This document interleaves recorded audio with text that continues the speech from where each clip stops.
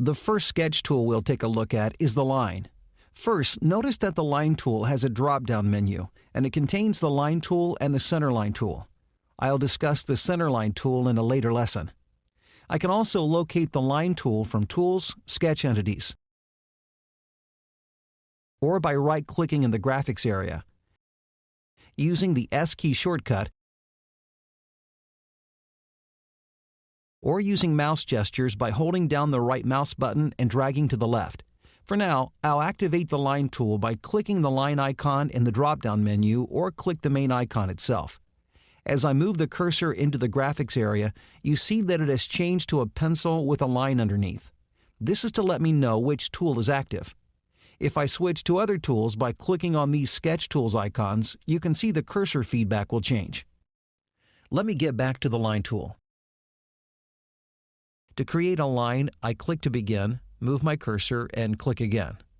After selecting the second time, you can see a point was added, and another line segment has started. This is a convenient way to create a chain of lines. I simply continue to click and more line segments are added.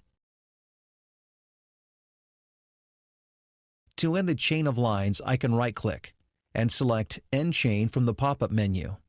Another way to end a chain of lines is to double-click.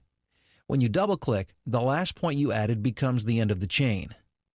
There is a slight variation to this method of creating geometry that many users prefer.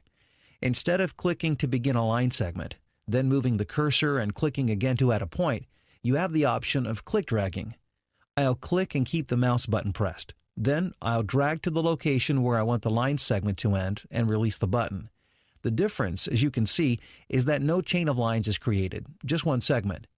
For those that don't want to worry about ending chains either by right-clicking or double-clicking, this might be a better method. Other sketch tools work very much like the line tool. Let me clear this sketch by deleting these lines. To delete sketch items, all you have to do is select them and press Delete on your keyboard. This can be an annoying stumbling block that trips up many new users. To select something in SolidWorks, you click on it. However, because I still have the line tool activated, when I click on these lines, I end up beginning a new line. Typically, a new user will notice this, and to try to avoid this new line, they'll bring their cursor back to the beginning very carefully, hoping that SolidWorks will forget all about the new line.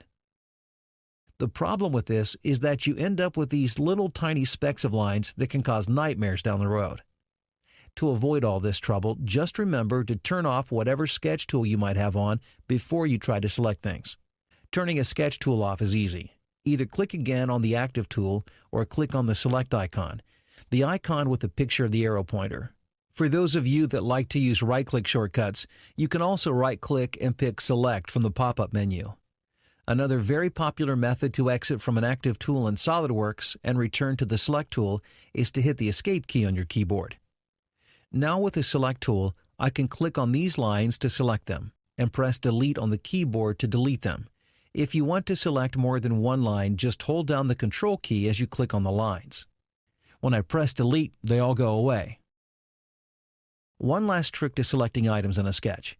If you have a group of items to select, you can click and drag a box around them to select them all at once.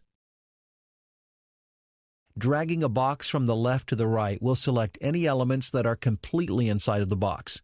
Notice the box selection appears in a solid line.